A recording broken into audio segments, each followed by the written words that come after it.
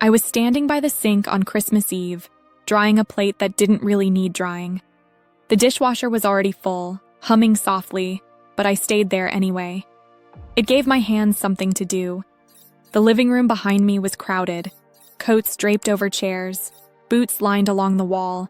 Someone had turned the thermostat up too high, and the windows fogged at the corners. A football game murmured from the TV, low enough to be ignored. It all felt normal, familiar, almost peaceful. Then my father stood up. He didn't clear his throat or tap his glass. He just pushed his chair back and looked straight at me, like he'd already decided how the moment would end. "You need to start paying rent," he said, "or you need to move out." No anger, no explanation, just that. The room went quiet in a way that felt practiced, like everyone knew their cue. I could hear the fireplace pop once, sharp and dry. I nodded, set the plate down, and waited for someone to say something else. No one did. My younger sister Lila lifted her wine glass and smiled into it. "Good luck," she said, not loud, not quiet, just enough. A few people laughed, not hard, more like reflex. Someone coughed, someone else asked if dessert was ready. I took off my apron, folded it once, and hung it on the hook by the pantry. My hands didn't shake. I noticed that before anything else. It wasn't until later, much later, that I would remember a folder on my desk, back at my apartment. A thin one, beige, unlabeled. I hadn't opened it yet. That night, I grabbed my coat, my keys, and the overnight bag I kept in my car, the one I used for work trips. I didn't argue, I didn't explain, I just left. Outside, the air was sharp and clean, the kind that stings your lungs for a second before settling. Snow had fallen earlier, leaving the street bright under the porch lights. I stood there for a moment, listening to the door close behind me, and realized something felt lighter than it should have. At the time, I told myself it was shock. I was 32 years old and living in a small town outside Duluth, Minnesota. I worked full-time, I paid my bills on time, I cooked most nights, cleaned most weekends, and answered my phone when my family called. I thought that counted for something. I didn't grow up thinking of myself as the problem child. I was the steady one, the one who stayed close. When my mother passed years earlier, I moved back home, temporarily. That temporary stretched into years without anyone naming it.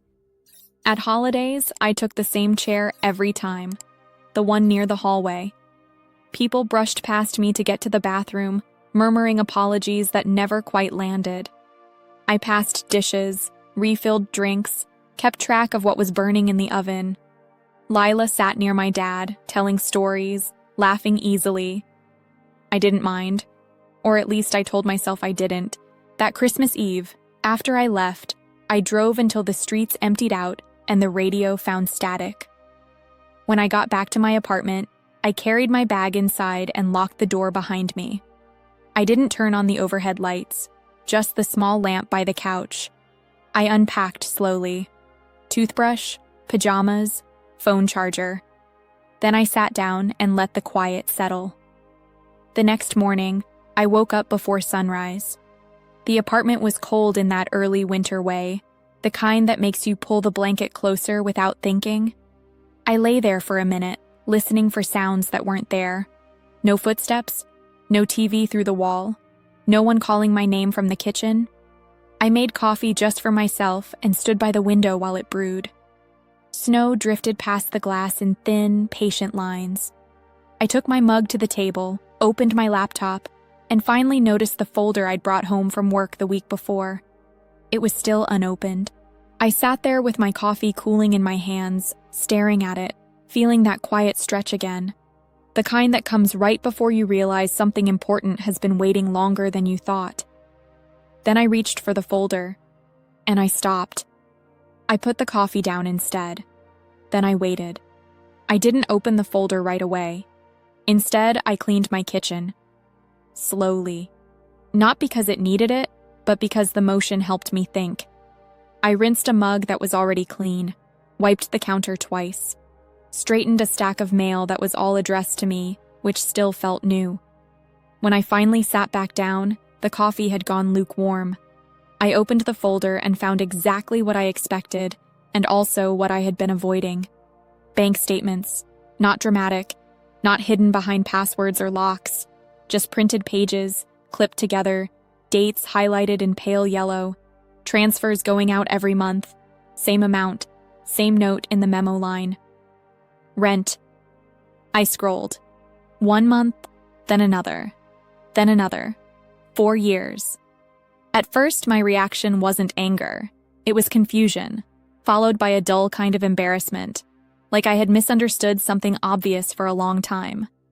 I'd been paying my father directly, because that's what he asked for. He said it was easier. He said it helped keep things organized. I had believed him. I opened my banking app and matched the numbers. They lined up perfectly. The money had left my account like clockwork. On time. Every time. I called the mortgage company after lunch. I waded through the usual hold music, the kind with soft piano notes that feel intentionally calming. When the representative came back on the line, her voice was careful but neutral. "You're not listed on the loan," she said, "and the account is 3 months delinquent." I wrote that down on a sticky note even though there was nothing to remember. The words stayed with me without effort. After I hung up, I didn't cry. I stood up, opened a window, and let the cold air roll in. It felt appropriate, clear, honest. That afternoon, my phone buzzed a few times. Group messages, missed calls. I didn't open them. I turned the phone face down and went back to the table. I started a new folder. This one I labeled Receipts. I printed everything. Transfers, statements, dates. I stacked the pages carefully, squared the edges, and slid them into place. It felt grounding, like setting something straight physically made it easier to do the same mentally.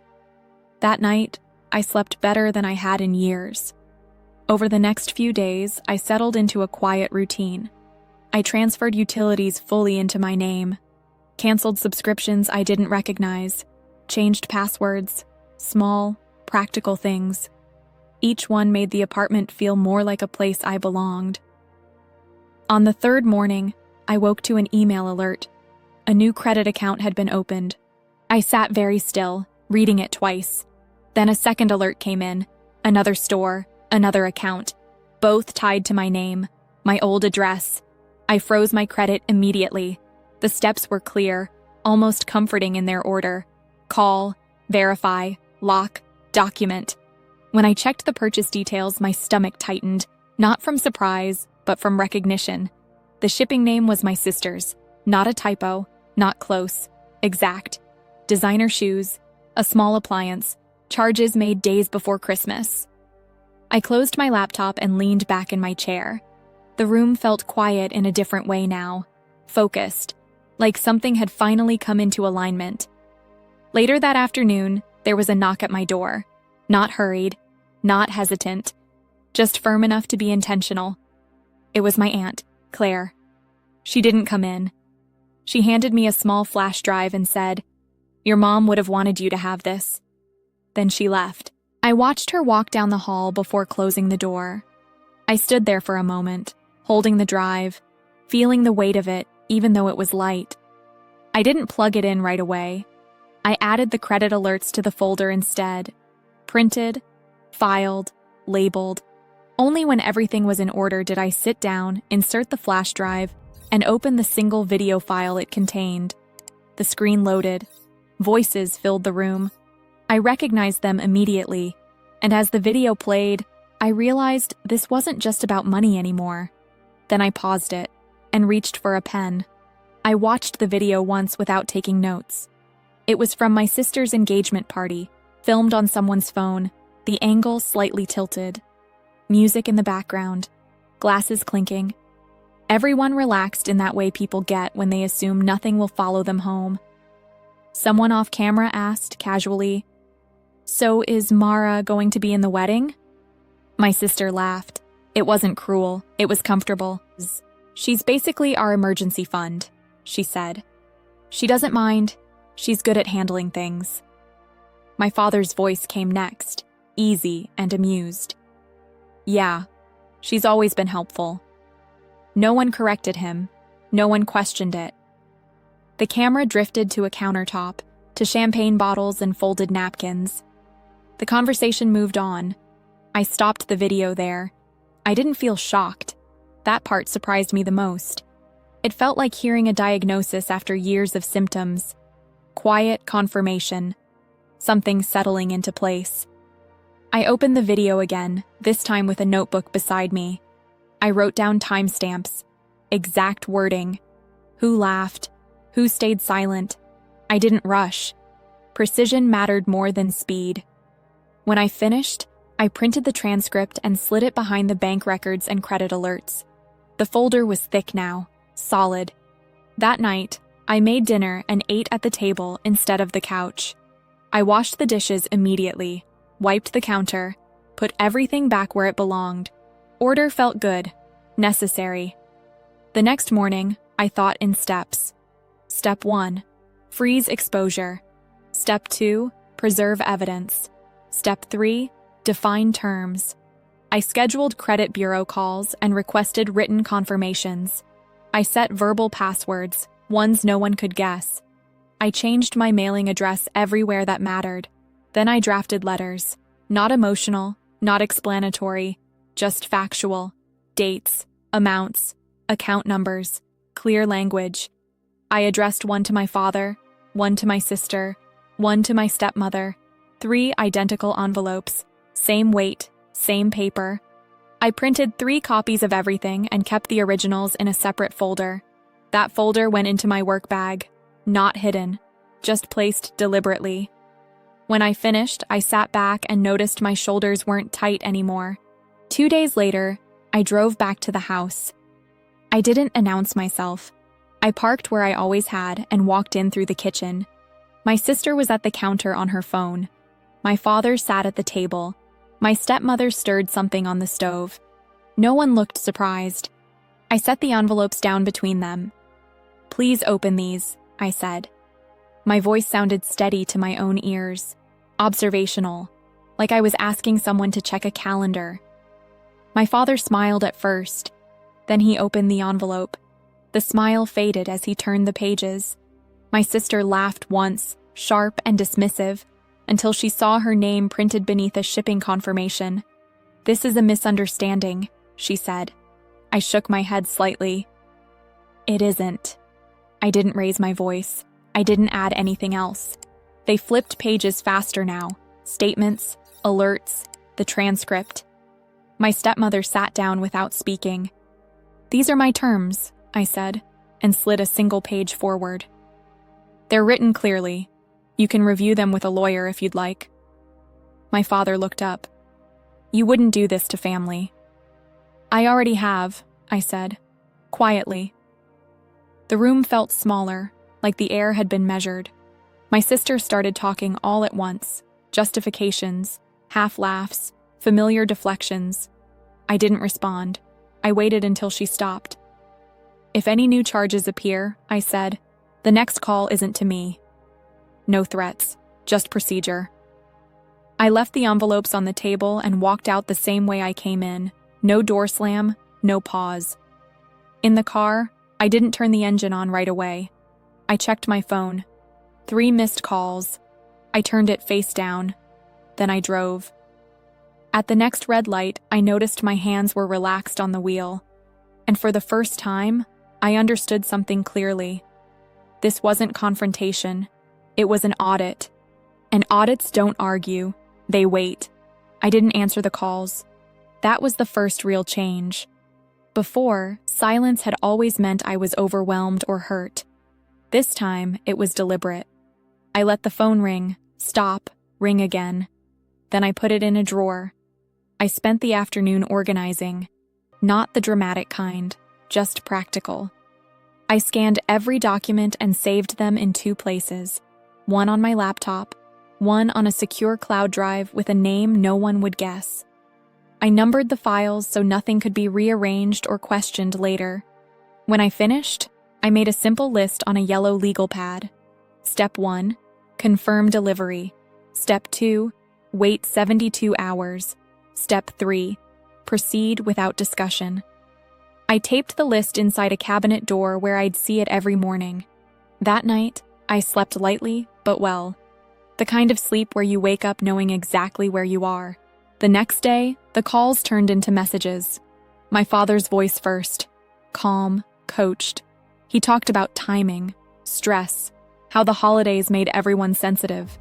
He suggested we reset after New Year's. I archived it. My sister texted paragraphs, some angry, some joking, one that just said, "You're being dramatic." I didn't respond. Silence, I realized, wasn't empty.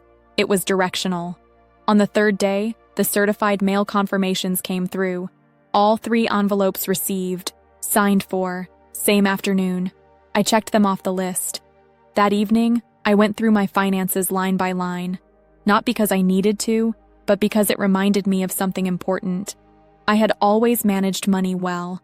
Bills were paid, savings rebuilt quietly after each family emergency. I had done that without recognition, without help. Competence doesn't disappear just because someone takes credit for it. Late that night, another message came in. This one from my stepmother, softer, carefully worded. She asked if we could talk privately, said she was worried about my father's health, about how stress affects the heart. I read it once. Then I wrote a response I didn't send. Instead, I opened a new document and wrote a single sentence at the top. All communication in writing. The next morning, I woke early and made tea. I stood by the sink, watching steam rise, and thought about how often I'd been pulled into conversations that went nowhere. How explanations had always been treated like invitations to argue. This time, I wasn't explaining. I printed one more set of documents and placed them in my work bag. Then I added a small notebook and a pen. Tools. Nothing more. Around noon, my phone rang again. Same number. I let it go to voicemail. The message was different this time. Shorter. My father said my name, my full name, carefully, like he was testing it. "We need to talk before this goes further," he said. "You don't want to do something you can't take back." I replayed it once, not to analyze the words, but the tone. It was familiar. The voice he used when he thought authority alone should be enough. I deleted it. That afternoon, I walked to the corner store and bought groceries I actually liked. I cleaned my apartment, not out of habit, but intention. I placed the receipts in a folder labeled January. Order creates distance. Distance creates clarity. By evening, the drawer where I'd put my phone felt heavier. I took it out, powered it on, and checked for anything new. One message stood out. It wasn't from family. It was from a legal aid clinic I'd contacted weeks earlier, almost absent-mindedly, after the first credit alert. They had availability. I stared at the screen for a moment, then wrote the appointment time on my calendar.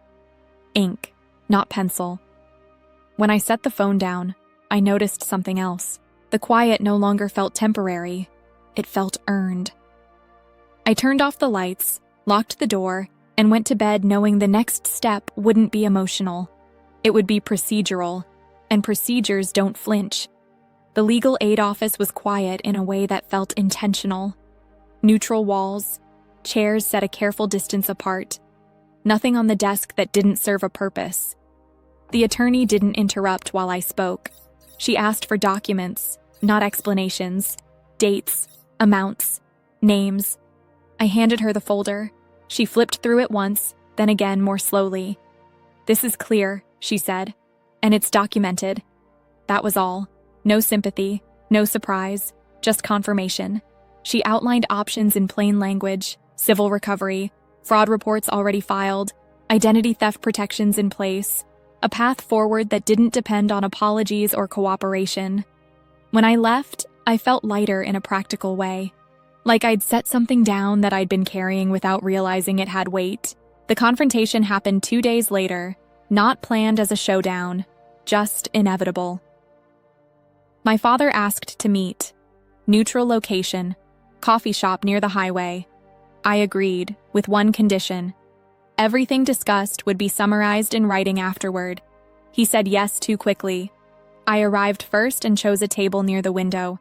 I ordered tea and sat with both feet flat on the floor. When he walked in, he looked older than I remembered. Not fragile, just smaller. He started talking before he sat down. We didn't mean for it to go this far. I waited. He talked about stress, about how families help each other, about how my sister was going through a lot, about how I'd always been strong. I listened without reacting. When he finished, I took out my notebook. "These are the facts," I said. "They're already filed." I slid a single page across the table. Timeline, amounts, case numbers, no commentary. He didn't touch it. "You could drop this," he said. "Make it easier." "For who?" I asked. He looked away. I didn't raise my voice. I didn't argue definitions. I restated terms, reimbursement schedule, written acknowledgement. No further use of my name, address, or credit. Any violation would proceed without notice. He shook his head once. "You're really doing this?" "Yes." There was a long pause. The espresso machine hissed behind the counter. Someone laughed near the door. "This isn't how family works," he said finally. "This is how accounts work," I replied. I stood up. I didn't wait for permission to leave. That night, an email came through. Short. From his address. He agreed to the repayment plan. Asked for 30 days. Attached a signed acknowledgement. I forwarded it to my attorney and archived it. No relief. No celebration. Just closure beginning to take shape. I washed my mug, set it on the rack, and turned off the kitchen light. Then I waited. The first payment arrived on a Tuesday morning.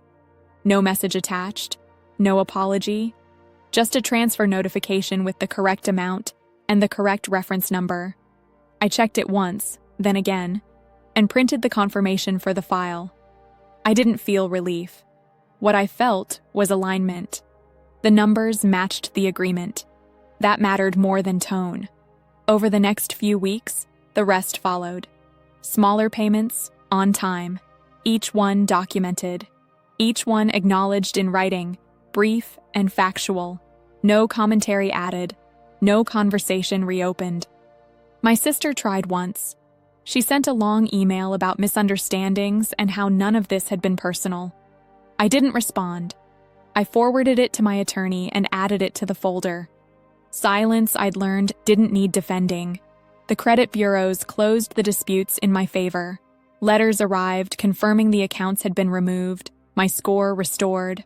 I filed those too.